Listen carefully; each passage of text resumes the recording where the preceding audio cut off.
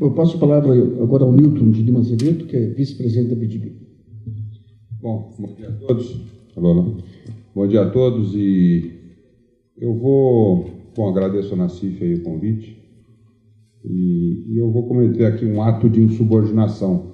Embora na minha parte seja escrito, na minha e da doutora Alessandra, um balanço sobre a lei de saneamento, depois da apresentação que ela fez, eu acho que eu seria redundante e eu vou mudar o título para falar um balanço sobre o saneamento. Um pequeno detalhe, mas eu acho que é importante a gente fazer uma avaliação do que está acontecendo hoje no setor. Eu vou, prefiro falar de pé um pouquinho. Eu gosto sempre de começar falando um pouquinho, para quem não conhece, da BDIB, para que entendam um pouco a posição a nossa posição, né? A BDIB é uma associação já desde 1955 e ela tem uma característica de ter como associados empresas públicas, privadas, empresas governamentais, bancos, construtoras. Aí é um leque de alguns grupos empresariais associados, que eu acho que é importante para entender, eu digo sempre, um pouco da posição quase que ecumênica da BDIB, no sentido que a melhor solução para o saneamento é ter um bom operador, ter uma tarifa justa, independente se pública ou se privada. Próxima, por favor, rapidinho, pode passar. Bom, aqui é um pouco dos fatos relevantes da BDIB, criada em 55, nas primeiras 3 décadas participou e ajudou a promover os grandes projetos do setor, na parte de siderurgia, na parte... E depois, a partir de 90, ela começou a realmente ver a necessidade do país ter um ambiente regulatório que possibilitasse atrair investimentos privados para poder realmente ter um crescimento sustentável. E nessa década o que a gente está fazendo, é o que vai falar um pouquinho em seguida, é exatamente colaborar com a formatação de modelos setoriais, né, que permitam realmente uma transformação na infraestrutura. Eu separei apenas, pode passar o próximo? Aqui são os setores atendidos, a BDIB trabalha com todos os setores da infraestrutura e da indústria de base, vocês podem ver. Eu especificamente sou vice-presidente na área de saneamento ambiental, o próximo, e trabalha também com todos os bens e serviços ligados, né, à infraestrutura e indústria de base, que também estão presentes lá. O próximo, nós somos 160 grupos empresariais, que juntos faturaram 345 bilhões de euros em 2007, 15% do PIB brasileiro, e gerando esses grupos empresariais 320 mil empregos diretos. Depois dessa pequena propaganda, eu passo para alguns números. Eu peguei 4 slides só e queria partilhar com vocês um pouco. E cito sempre fontes, né, que são números, na realidade, retirados do Ministério das Cidades, aqui, Sérgio, aquele relatório de aplicações 2007, né, onde mostra a evolução dos gastos comprometidos e desembolsados em saneamento básico desde 2003. Né? Realmente, a gente pode ver, e não pode ter como negar, um crescimento a partir, vamos dizer assim, de 2005, né, onde a curva realmente decola, e a gente chega em 2007, esses dados são até 2007, com 10 bilhões realmente são compromissos de gastos, ou seja, são contratos, né? Mas apenas 3 bilhões e 53 foram objetos de desembolso, né? Então, esse é um dado que vale uma reflexão que mais em seguinte eu faço. Então, na realidade, não tenha dúvida, existe um movimento, o PAC foi uma coisa boa, necessária, mas eu acho que não suficiente. Mas eu acho que esses dados são interessantes. Eu volto a ele em seguida. A próxima, por favor. Aqui, daquele total do 10.244 que eu mostrei, eu separei também uma informação desse mesmo relatório, que é do Ministério das Cidades. Como é que aqueles gastos comprometidos, não estou falando dos desembolsados, foram distribuídos no país, né? E você chega à conclusão que você tem uma divisão para o Sudeste, né? 41%. Se você somar o Sul, você tem aqui 51% daqueles gastos estão comprometidos na região Sul-Sudeste, né? E o resto dividido Nordeste, Norte, Centro-Oeste. Eu estou caminhando na linha da capacidade ou da incapacidade de se tomar recursos hoje das companhias de saneamento perante a disponibilidade que existe. O próximo, por favor. Aqui eu separei um pouquinho também daqueles 10 bi. A gente abriu, de novo, através do Ministério das Cidades, a questão dos recursos não onerosos comprometidos e onerosos comprometidos. Eu insisto que aqui eu estou falando daqueles 10 bi, não dos 3 bi que foram desembolsados, né?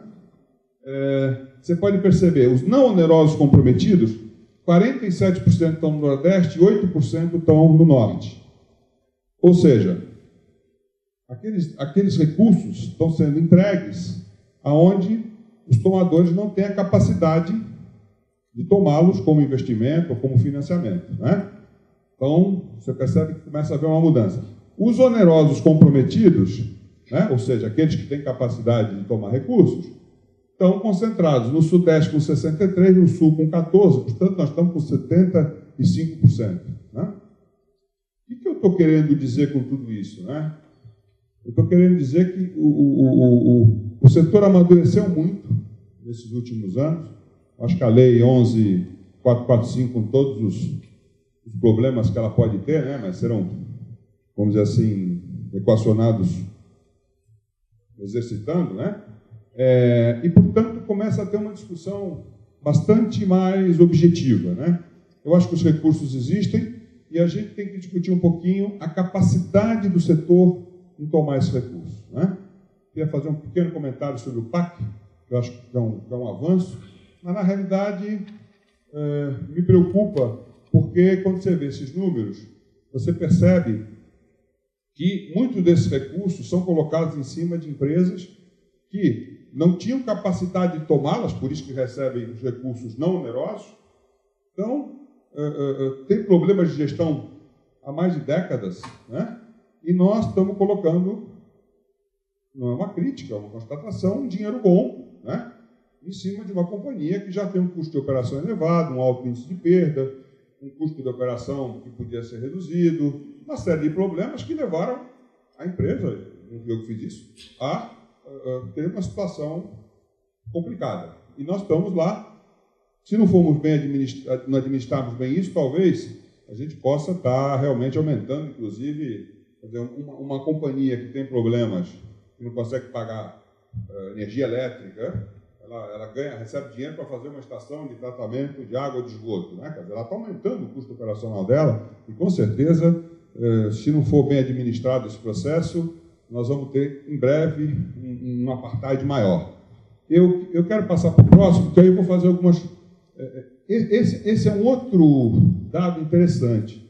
A gente pegou do FGTS,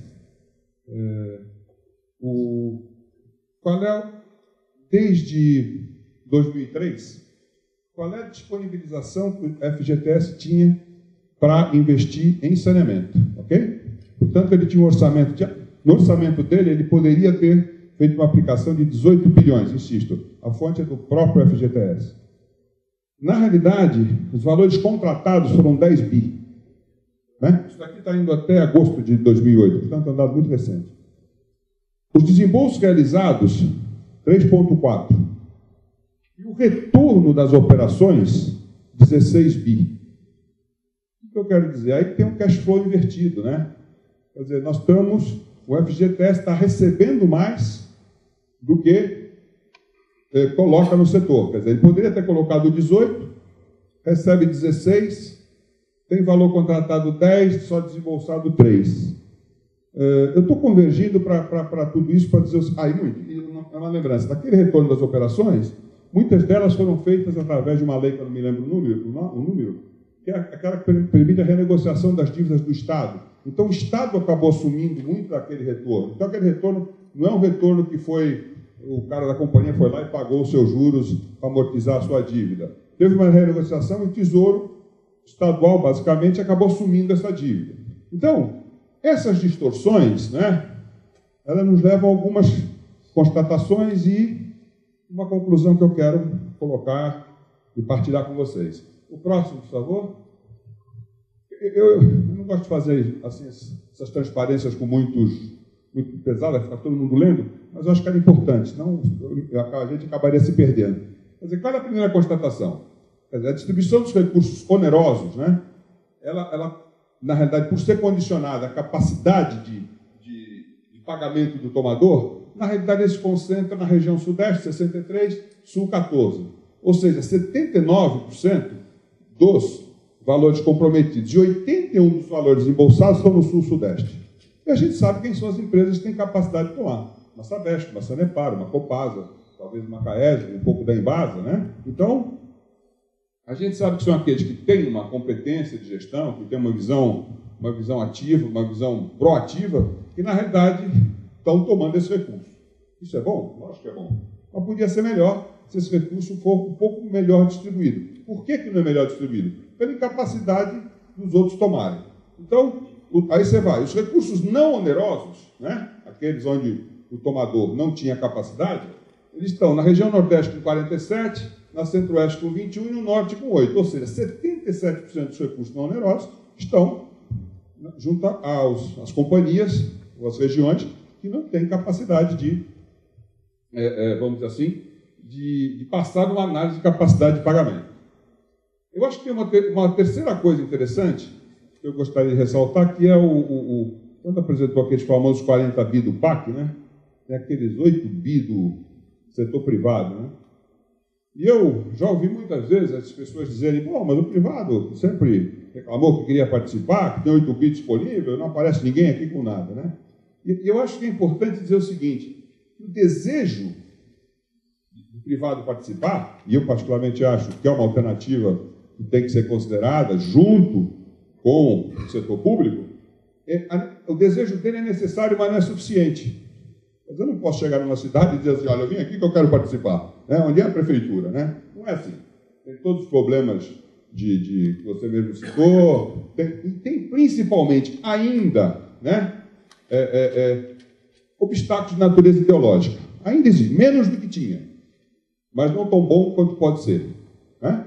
Então, eu acho que esse negócio de o privado que era metido a macho, quer chegar aqui a tomar conta do país, não é assim.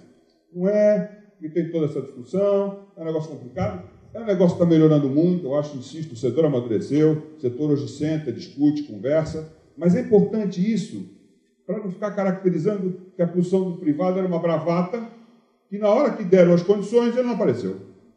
Né?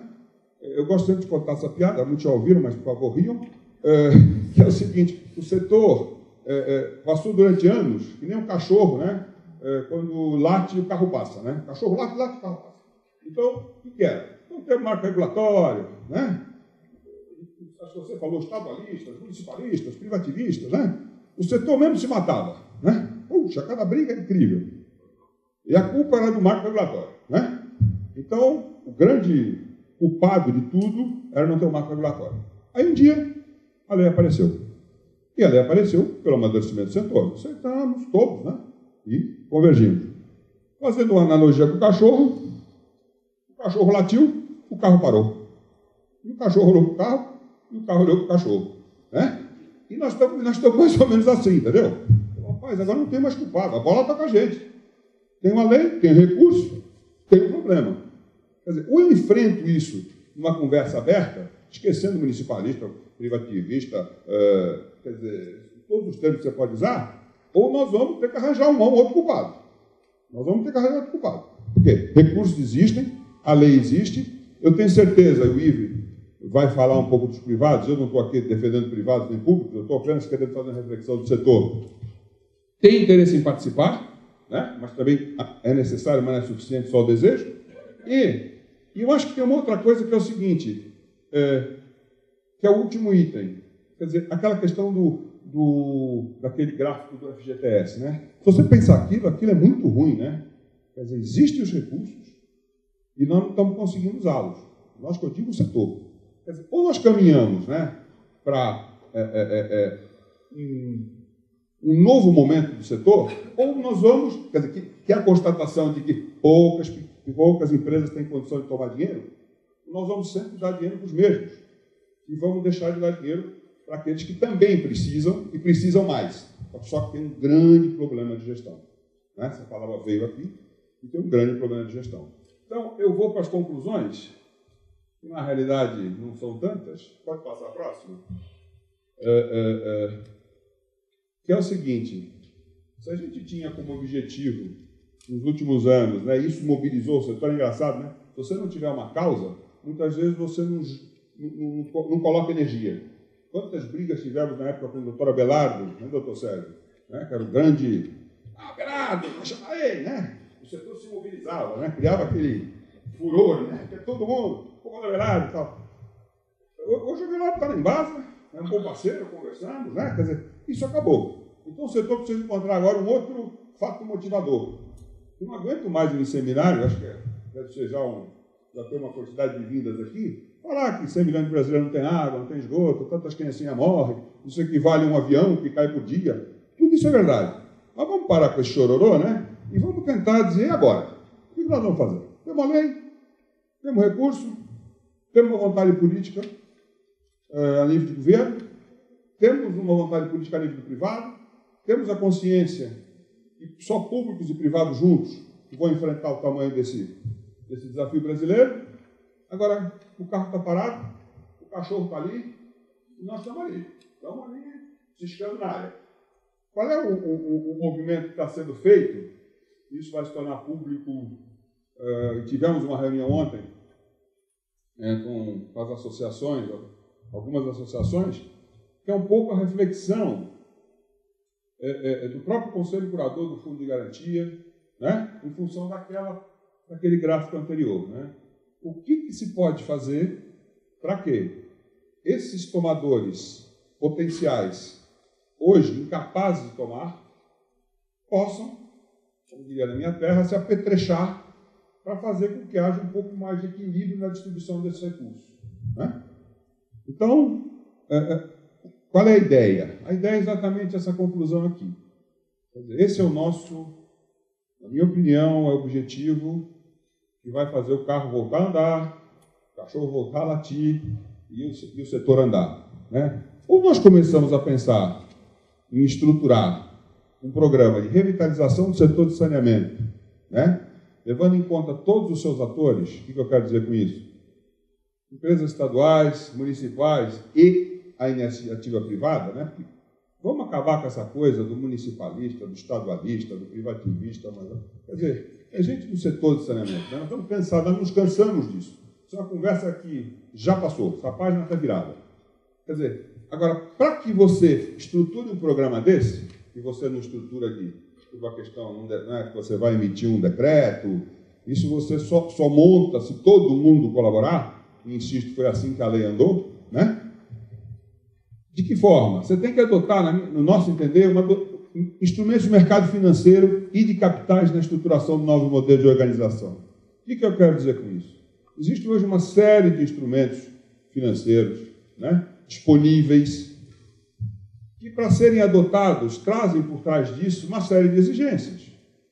Ou seja, governança corporativa, transparência, gestão, acordo de acionista equilibrado, obrigações, tempos, cronogramas, números efetivos.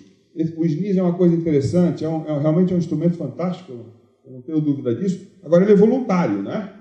Então, se eu sento lá, na minha companhia, e digo que eu perco, a minha perda é de 17% de água, não estou dizendo que haja o carro, está lá, né? Então, eu acho que tem todo um processo de transparência, de real verificação desses números, né? E você implantar realmente modelos que propiciem a sustentabilidade econômica e financeira dos operadores. Quer dizer, é impossível para um país como o nosso ter, sei lá, 20 companhias públicas que há mais de 20 anos continuam a mesma coisa.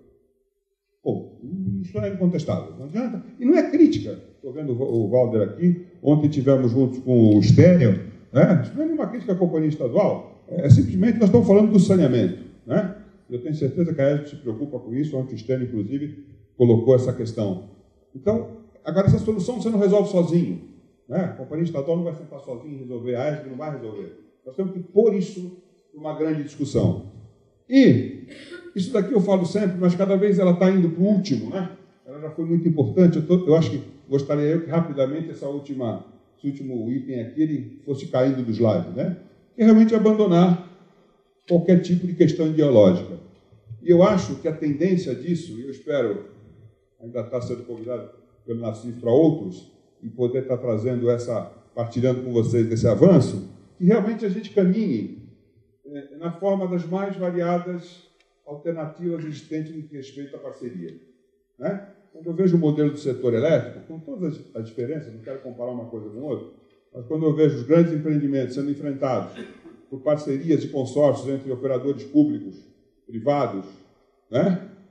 De forma transparente, clara, com regras, falando em retorno, né? Falando em debêntures, falando em FIPs, FDICs, recebíveis, né? Essa linguagem toda aqui, esse economês, que no primeiro momento nos assusta, mas eu acho que é o caminho para a gente recuperar, em alguns casos é passar a ter, realmente níveis de gestão e, por consequência, a sustentabilidade das companhias, que a gente sai desse buraco. Né? Não se pode admitir num país desse, com toda essa disponibilidade, com recursos disponíveis, insisto, estou sendo repetitivo, mas é bom para a gente refletir, a gente continuar com aquele chororô. Realmente, as empresas, coitadinhas e tal. Não tem empresa no Brasil, né? Seja pública ou seja privada. Então, essa conclusão, ela já está sendo discutida hoje a nível, principalmente do FGTS. Né? O FGTS agora tem um fundo de infraestrutura, o FIE-FGTS, que é uma coisa recente, onde ele pode participar, além da forma tradicional de financiamento do setor de habitação e saneamento, ele pode entrar nas companhias com equity, ele pode entrar com debêntures ou com dívida, ele pode entrar, se for o caso, junto com o operador público ou junto com o operador privado, por que não amanhã pegar a Sabesp junto com o operador privado e ao Piauí tocar a gente precisa. Tocar, que eu digo, estou sendo muito generalista, mas fazer uma relação desse tipo. Por que não juntar só a Sabesp com a Copasa, né, e discutir a questão de Alagoas? E tem alguns estados que não sairão do buraco se não houver um novo modelo e nós ficarmos naquele chororô. E que é assim mesmo, não, que agora eu criei um grupo que vai fazer um estudo de perdas. Meus amigos, o doutor Marcelo está rindo porque nós conhecemos essa história. Né? Gera-se 10 volumes de relatório que depois não tem onde pôr. 2 anos de trabalho, um monte de reunião. Né? Então, eu já estou, ainda tem 5 minutos. Eu tive um questionamento, eu mesmo, no início, chegamos a discutir, junto com você, com o Leodegar, poxa, tiraram do PAC aquela questão do desenvolvimento institucional, porque tinha uma verba para o PAC, que eram 600, 800 milhões, que ia ser dado para as companhias se desenvolverem institucionalmente. Aí tiraram isso. Aí eu, no primeiro momento, fiz uns discursos assim, está errado, uma coisa muito política. Mas eu fico pensando, acho que está certo. Porque se tivesse dado 800 milhões, era mais de 800 milhões pelo ralo. Porque já foram dados muitos 800 milhões. Né? Eu estava vendo a questão do PMSS, que é uma outra discussão que está acontecendo, que está acabando o contrato com o BID, ou com o Banco Mundial, e não tem mais dinheiro para o PMSS. PMSS, Programa de Modernização do Setor de Saneamento, foi uma coisa boa? Foi. Mas se a gente não quebrar um pouco essas coisas antigas, nós vamos fazer. Não sou contra o PMSS, não. Mas também eu sou um pouco contra como foi. Ajudou, mas podia ter ajudado mais. Então, eu acho que o setor agora tem uma outra discussão, né?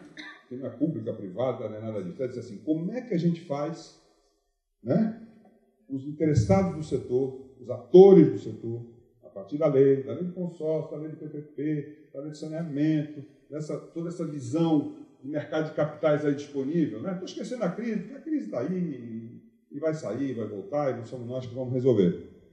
Como é que a gente resolve isso? Né? Então, eu acho que eu deixo aqui como mensagem, né? Parecendo um pastor, não é isso, não, mensagem não é no sentido assim, mas é no sentido que a gente tem que trabalhar nessa linha. Vocês estejam certos que a BDIB vai trabalhar nessa linha, nós continuamos fazendo reuniões com as associações, e foi assim que as associações conseguiram tocar a lei para frente, e nós vamos aqui ter como objetivo, né, eu não tenho dúvida, isso daqui. Quer dizer, como é que nós conseguimos realmente fazer o setor responder à necessidade do país já tem um certo tempo está cobrando, né? De novo, o carro está parado, o cachorro está olhando para ele, e o carro vai voltar a andar se a gente encontrar uma razão. E a razão, para mim, é tentar estruturar um novo saneamento né? Deixando de lado o que foi feito e parando de olhar o mundo pelo retrovisor. Muito obrigado.